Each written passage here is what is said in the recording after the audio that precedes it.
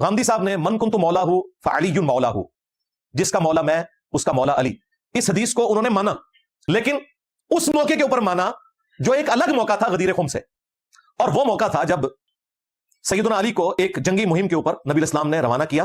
یہاں چونکہ نبی الاسلام نے کافی سارے جملے بولے، اس میں من کنت مولا بولا، غامدی صاحب نے کہا ہاں یہ تو ایک لونڈی والا واقعہ تھا، کیونکہ غدیر خم کے ساتھ اگر اسے مانتے ہیں تو ان کی پوری ڈاکٹرن تو مر گیا۔ میں پنجابی والا لفظ نہیں بولتا، غامدی صاحب کا ڈاکٹرن تو مر گیا۔ انہوں نے اب دجلی اس کو کہہ سکتے ہیں، چلیں ہلکا ورڈ استعمال کرتے ہیں، نا واقفیت کا ثبوت دیتے ہوئے علم حدیث سے کہا کہ یہ اس حدیث کو ہم مانتے ہیں، یہ اس موقع پہ یہ والا ایک واقعہ تھا۔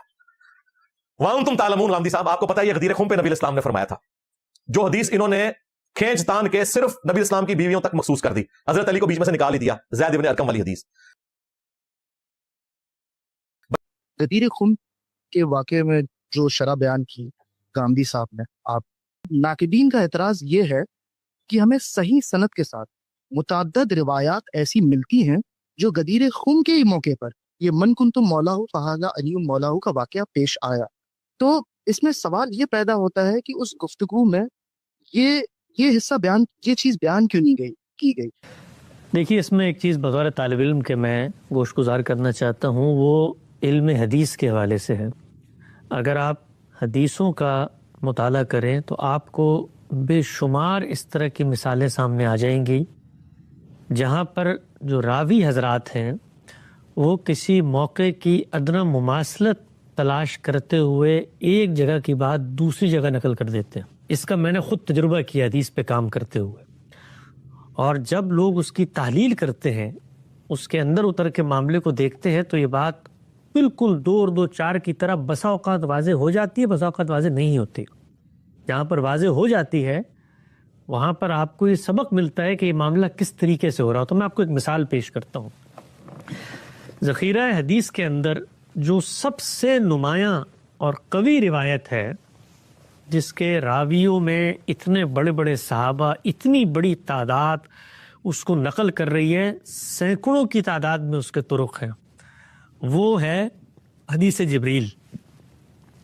آپ نے سنی ہوگی کہ رسول اللہ صلی اللہ علیہ وسلم کی مجلس میں جبریل امین تشریف لائے ہیں، اور تشریف لانے کے بعد کچھ سوال و جواب آپ سے ہوئے ہیں۔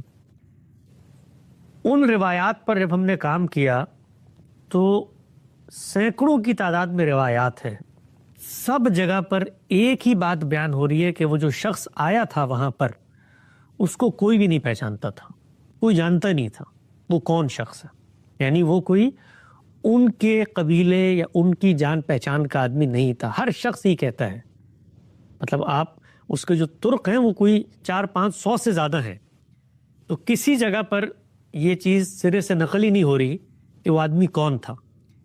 ایک ایسا طریق سامنے آیا کام کرتے ہوئے میرے کہ جس میں ایک صحابی کی نسبت سے راوی بیان کرتے ہیں کہ جب جبرائیل اس مجلس سے اٹھ کر گئے تو انہوں نے تبصرہ کیا کہ یہ جبریل تو دہیہ قلبی کی صورت میں یہاں پر آئے تھے۔ ٹھیک ہے نا؟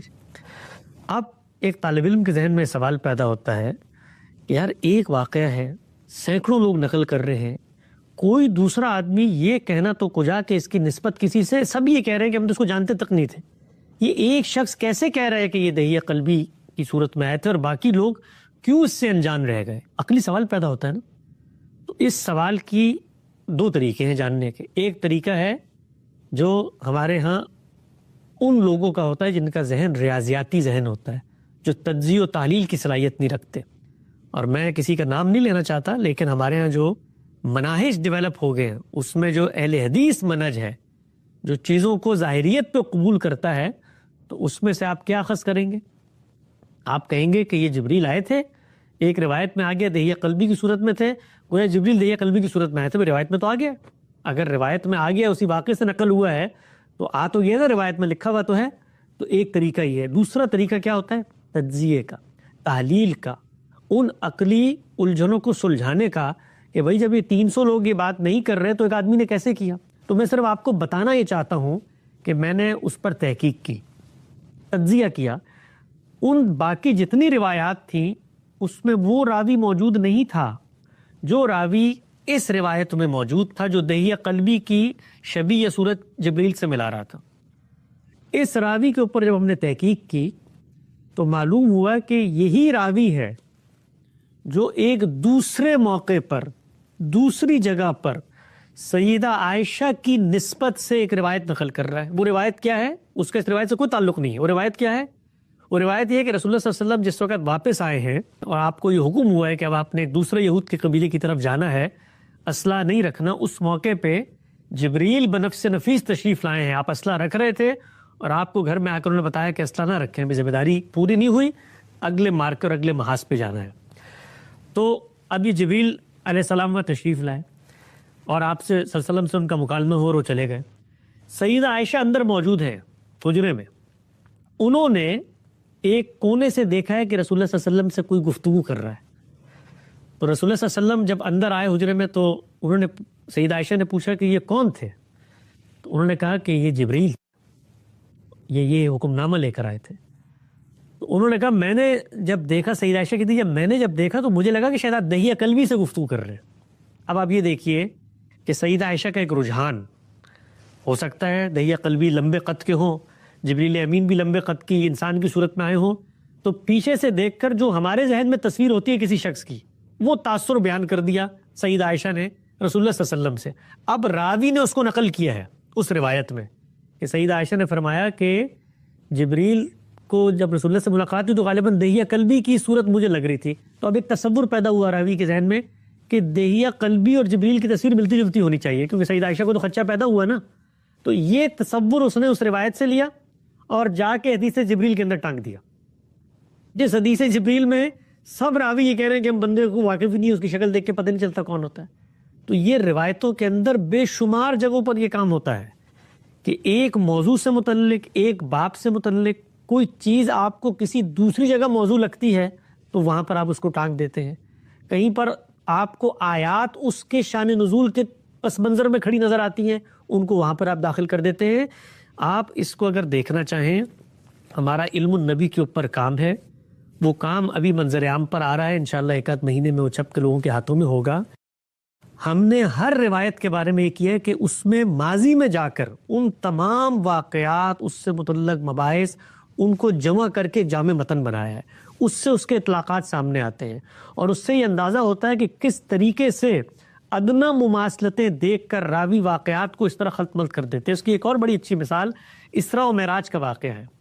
4 الگ الگ واقعات جن میں سے بعض قرآن میں بیان ہوئے ہیں، بعض روایتوں میں بیان ہوئے ہیں، رسول اللہ کے رویا ہیں، ان سب کو ملا جلا کر ایک پیکج بنا دیا گیا. وہ قرآن نے یہاں پر مشاہدہ کروایا ہے، وہ روایت کے اندر خواب کا مشاہدہ بن گیا. جو خواب کا مشاہدہ تھا وہ قرآن کے مشاہدے کے ساتھ خلط مبس ہو گیا، اس کو بیان اس طرح کیا گیا کہ وہ حصی مشاہدہ بن گیا. تو روایات میں اس کی بے شمار مثالیں ملتی ہیں. یہ اہل حدیث ذہن کے لیے اس بات کو سمجھنا ذرا مشکل کام ہے، اس لیے کہ وہ چونکہ روایت کو وحی غیر مطلوب کی حیثیت دیتے ہیں حدیث کو، تو اس کے نتیجے میں ان کے لیے یہ سمجھنا ذرا مشکل ہو جاتا ہے کہ یہ جو وحی غیر مطلوب ہے اس کے اندر اختلاط بھی ہو جاتا ہے اس طریقے سے. اور اس وحی کو جب روایت بالمعنی کے اصول پر راوی بیان کرتے ہیں تو یہ خرابیاں اور یہ مسائل پیدا ہو جاتے ہیں. خود اس کی بڑی اچھی مثال عذاب قبر کی روایات ہے. آپ ان کے اوپر ہم نے کام کیا ہے، بڑا تفصیلی کام ہے، اس میں سال سے زیادہ وقت لگا، وہ بھی اب چھپ رہا ہے، اس کو آپ دیکھیے. اس کے اندر اتمام حجت کی روایات ہے، جس طرح ان کو بیان کیا جاتا ہے ان کے پس منظر سے کاٹ کے اور چیزیں ادھر ادھر سے شامل ہو جاتی ہیں. تو یہ جو معاملہ ہے، یہ روایتوں کو جو لوگ وحی کی روشنی میں دیکھتے ہیں ان کی سمجھ میں آسانی سے نہیں آ سکتا. ان کے نزدیک مسلم کے اندر اگر کوئی چیز بیان ہو گئی ہے، خود صحیح مسلم کے اندر صحیح روایت ہے نا، ذرا رب الفضل کی روایات کو دیکھیے. غامدی صاحب نے تحلیل کر کے بتایا ہے اور آج تک اس تصور پر کوئی نقد نہیں کر سکا علمی انداز میں کہ 2 روایتیں ہیں، اوپر نیچے ہیں، اور نظر آ رہا ہے کہ ایک کی بات دوسری میں شامل ہوگی، دوسری کی بات اس میں شامل ہوگی. موقع نہیں ہے یہاں پر میں ان روایات کی تفصیل کروں، تو اس کو آپ میزان کتاب میں دیکھیں. تو یہ بہت ہوتا ہے ذخیرہ حدیث کے اندر. تو مثال کے طور پہ اگر یہ معلوم ہو گیا کہ اللہ کے پیغمبر نے من کنت مولا فعلی مولا کہا ہے، اور اس کا پس منظر یہ ہے کہ آپ نے ایک سرکاری کام کے لیے ان کو بھیجا جس میں تنازع پیدا ہو گیا مال غنیمت کی تقسیم میں، اس میں لوگوں نے آپ پر مختلف الزامات لگائے, آپ کی کریکٹر اسیسینیشن بھی اس زمانے میں ہوئی ہوگی, 10 اور محرکات بھی ہوتے ہیں. پیغمبر کو محسوس ہوا, اس نے ایک موقع پہ تبصرہ کر کے بتایا کہ بھئی اس کے پیچھے پڑ گئے ہو تم, میں نے اس کو بھیجا تھا, تو اگر اس پر اعتراض کرنا تو مجھ پہ اعتراض کرو. میری اتھارٹی کو لے کر یہ وہاں گیا تھا, فیصلہ کر کے آیا, میں ذمہ دار ہوں, میں جواب دہ ہوں, تو اگر مجھے مانتے ہو تو پھر اس کو بھی مانو. تو یہ پس منظر ہے.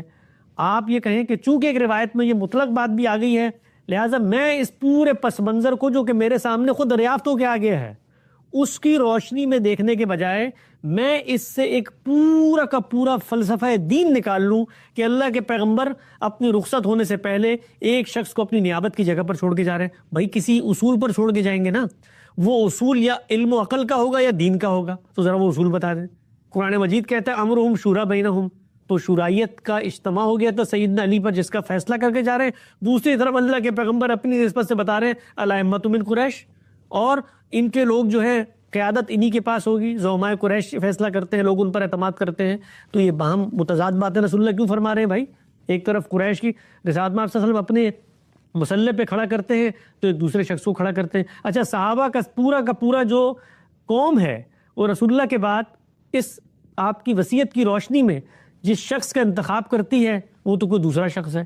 تو ان سب کو رسول اللہ صلی اللہ علیہ وسلم نے یہ بات نہیں بیان کی تھی کہ بھئی میں اپنے بعد یہ فیصلہ کر کے, تو وہ اگر متفرق روایت میں آنے سے قابل قبول ہو جاتا ہے تو ہمارے نزدیک وہ بھی نہیں ہوتا.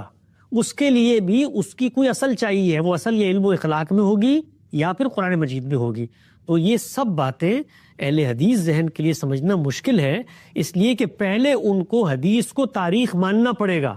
جب وہ حدیث کو تاریخ مانیں گے تو ان تاریخی الجھنوں میں جو مسائل پیدا ہوتے ہیں ان کو وہ سمجھنے میں دوسروں کے زاویہ نظر کو اس روشنی سے دیکھیں گے, ان کو منوانا بہت مشکل کام ہے.